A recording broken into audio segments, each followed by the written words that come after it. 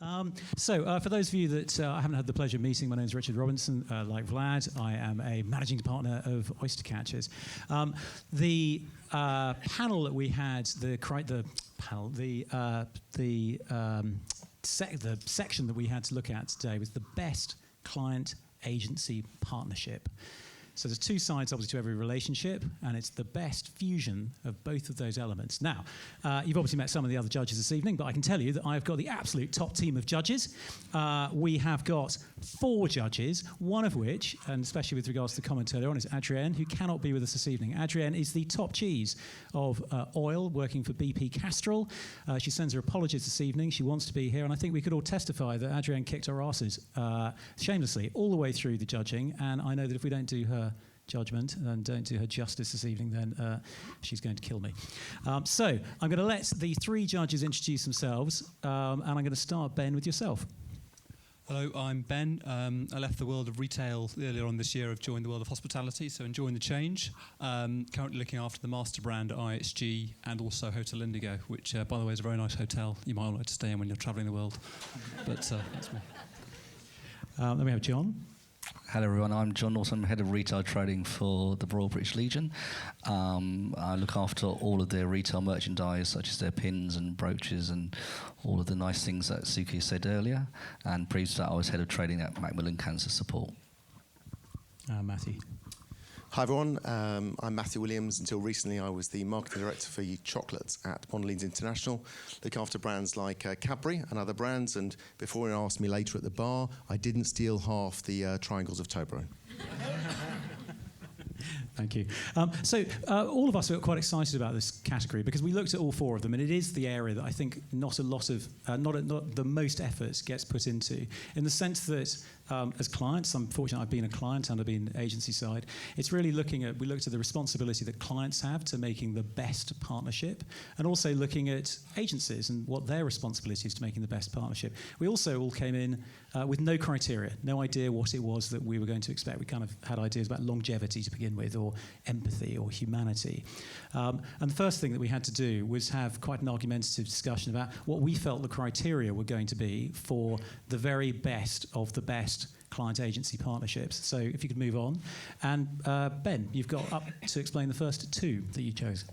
Yeah, so the first one is about commitments, and I think you could very quickly see through some of the applications for the entries, which is around immersion. So what's crucial is about how immersed are the agencies into the client business. Are they really getting to know the customers of that business? Are they really getting to know the heart of that business? I worked for years in Sainsbury's, and what always frustrated me was an agency who had never actually been to our, into the supermarkets. And I'm now in hotels. Are they actually spending time in our hotels with the customers, rather than actually sitting in a room talking strategy? For me, that's absolutely critical.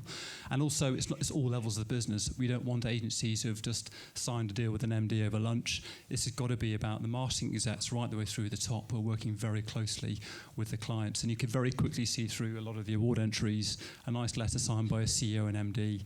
For us, that didn't work. You needed to hit right the way through the teams. And the other one is about trust, which is about transparency and honesty. You've heard a bit of honesty tonight.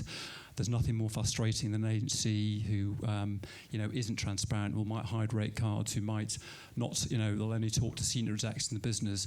It's absolutely about, you've got to trust the people you've got to work with on a daily basis. So absolutely critical, and again, very important criteria. Great, John. The second criteria, the next 2. So for me, relevance almost comes from, I'm going to shoehorn in a quote from Aristotle, which some of you may have heard, and I'm going to shoehorn in, friendship is essentially a partnership. And I think what was interesting, building on what Ben was saying, is almost the relevance was found by actually talking to each other, rather than the client thinking one thing and the agency thinking another, and effectively not having a discussion. So we were looking at the entries in terms of, was the friendship there? Was it working through thick and thin? Was it even working when, say, for example, work in progress or the results weren't working out quite so well? So it was really trying to understand, is that relevance and that understanding through all levels of the client and the agency?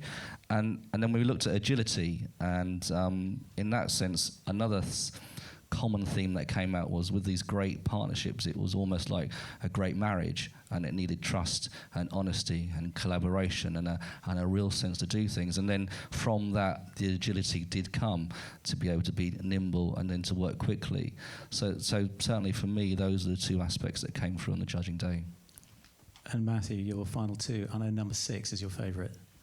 Yeah. So I think 6 could have my name written against it. But on the collaborative front, I think through the discussion we actually got to, now we want collaboration to go beyond just the two partners in the relationship, the main client and the main agency, but actually to encompass everybody around the table. Because at the end of the day, we all know that on our own we can't achieve anything. Even if it's one great partnership between two individuals, that just isn't enough today. And then secondly, thanks for the heads up, as an FMCG marketeer, you have to talk about ROI. You have to demonstrate some kind of success for the campaign. It might sound simple, but some of our the entries for partnership were more about the partnership themselves than actually what was produced as a result of the partnership. And that's all nice to have coffee and have a nice time with people. But at the end of the day, if we're not selling something, if we're not getting somebody to do something differently, if we can't see those results, then what's the point? So we're going to look at the shortlist film for the 3 agencies that made it through that were very highly commended and are up to winning, obviously, by the team. And then we're going to do some questions afterwards, obviously glitter questions as well, please. So add some in there. And so if you could roll the film, please.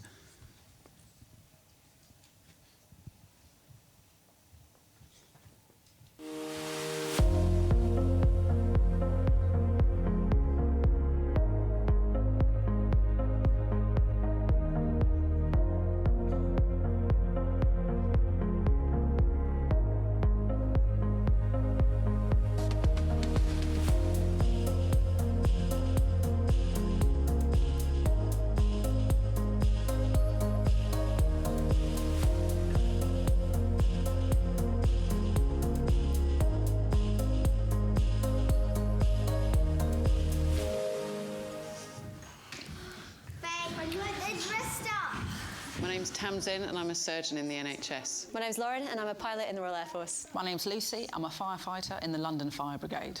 The experiment confirmed an amazing fact, but it also confirmed that interactions with role models could change children's perceptions. I was really shocked and it changed my mind a bit. I thought most of them would be men. Now I know that women could do those jobs too. It doesn't matter what gender you are.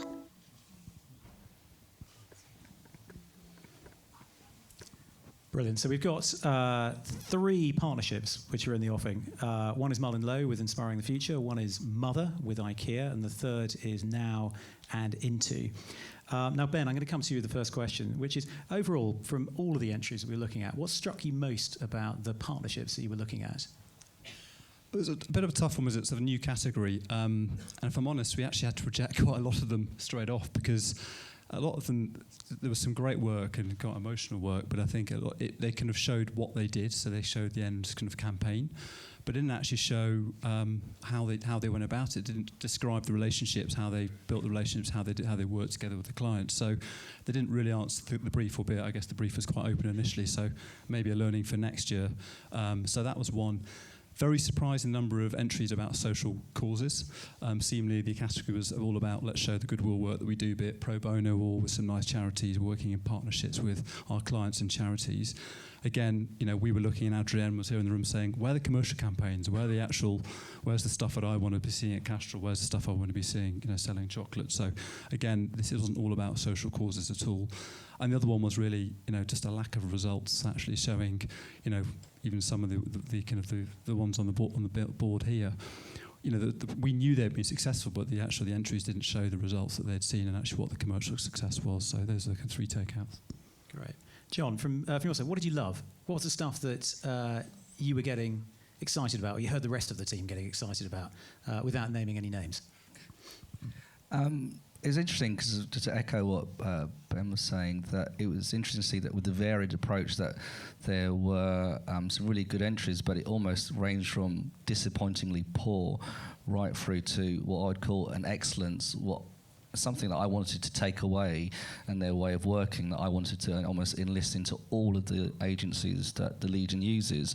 And I suppose all of the shortlisted agencies really properly tailored their Oystercatcher entry to the clear criteria, even though they didn't know what it was, and especially that they had done it in the main, particularly the winner, in a very entertaining, very amusing, humorous, and a very brutally honest way. And as I said earlier, you could see, to echo what Ben was saying, you could see that the relationship, the strong relation was there. And to use a topical conversation like the British Bake Off, for a lot of the entries it felt that it was a sort of da-da, here's the cake, and that was the polished article. But there was no sense of how they got there. And those who like British Bake Off, there was no sense of the drama, there was no highs and lows, there was no tears, there was no sweat. It was da-da, here it is. And I think the winning agencies showed that level of the relationship and almost the thick and thin that it went through. And then Matthew, a question for you, which you didn't know I was going to ask, but I'll just go there. The participation levels of clients in the partnership, from what we saw, where would you put that? I'd say it was quite varied. Quite a few of the entries felt more like they were from the agency side rather than from the client side. And I think it was interesting that we purposely tried to get more clients to judge this rather than just agencies to judge this. So I think, not just the client being there, but to Ben's point earlier, making sure that it's the client at all levels of the organisation, as well as the agency at all levels. Vic, do we have any questions? We do. So looking back at your criteria set out earlier, which factor played the biggest part in your decision? So, which factor played the biggest part in your decision? I argued quite strongly against anybody who had any lack of results. Yeah. I was a bit of a results freak, so I was basically saying, I don't think anybody should win anything unless we can see how they change people's attitudes or people's behaviour. Speaking on behalf of Adrienne, her big issue was around agencies being able to demonstrate that they had one foot in tomorrow. So the agencies that were leaning in, pushing forwards, getting one step ahead, and that was something really powerful in the partnerships. It was about what was going to be achieved tomorrow rather than what was being achieved today. I'm not sure if you want to go for number 2 or number 4, Rich. There's a question about client-agency relationships and marriages. What can an agency actually do on a day-to-day basis to improve relationships with their client? Let's go do clients and agencies get the partnerships they deserve. So, John, I know you're in a very stable partnership, but do you get the partnerships you deserve? Or as a general statement, clients and agencies? Yeah, I used the analogy of a marriage, but I suppose one of the things which is really interesting, and again, with a lot of agencies in the room, I think what came out on the day was results was really important, but interestingly, it was not almost the most important. And I've just had an earlier conversation where if the results aren't good, you can suddenly change an agency. And I think the friendship that came through was the sense that even when perhaps the results aren't going quite as well, the CMO doesn't suddenly go, oh, let's change an agency. And I think, again, I'm going to shoehorn a quote in, and I really like this one. But this one was, for me, was if one of the partners is in a partnership is losing their shirt while the other is counting their money, it's no longer a partnership. And so personally for me, that winning agency was the one who would give their shirt, give their trousers, give their coat, give their shoes, because they knew it would work. So it was really interesting for me on the day that results was an absolute fundamental factor. But we also then said, do I like the agency? Do I like seeing them? Do I really look forward to seeing them when they come back, even if the results aren't quite as good?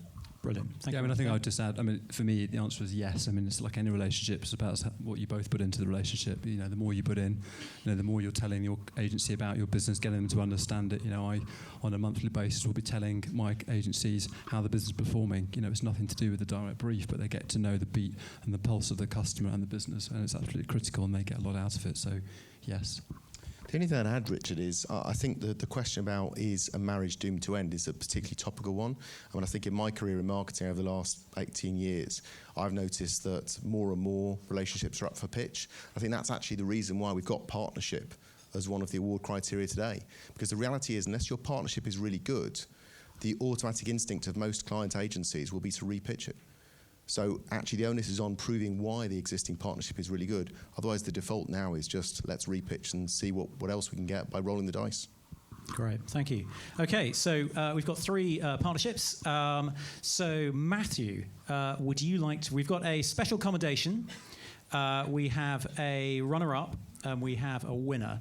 And I'll just quickly explain the special accommodation. The reason why this agency and client went, because the agency had made this a real mission for them as an agency, so much so, as particular areas you'll understand as soon as you hear it is, that they then proactively had been working with a particular client partner to enable the agency to deliver on its higher purpose as well.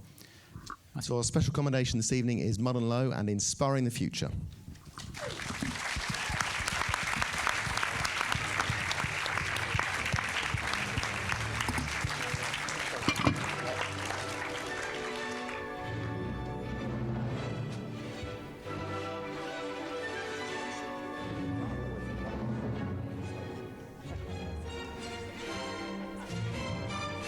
Can you all start clapping very slowly?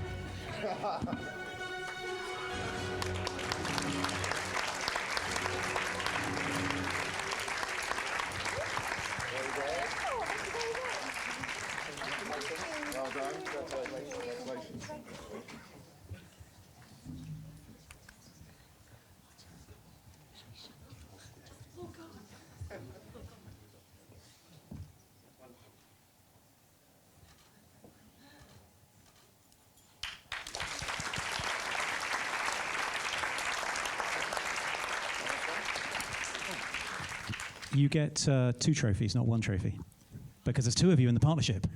Yes. So there's another trophy for you as well.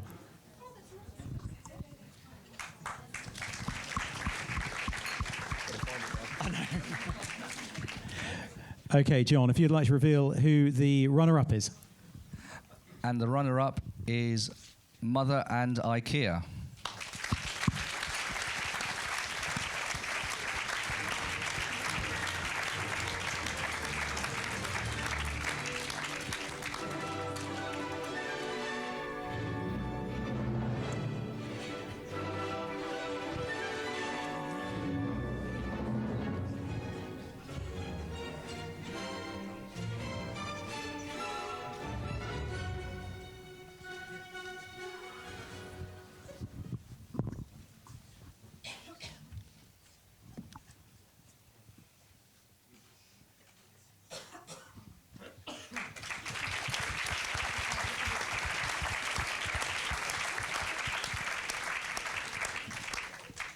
And Ben. And the winner is Now and Into.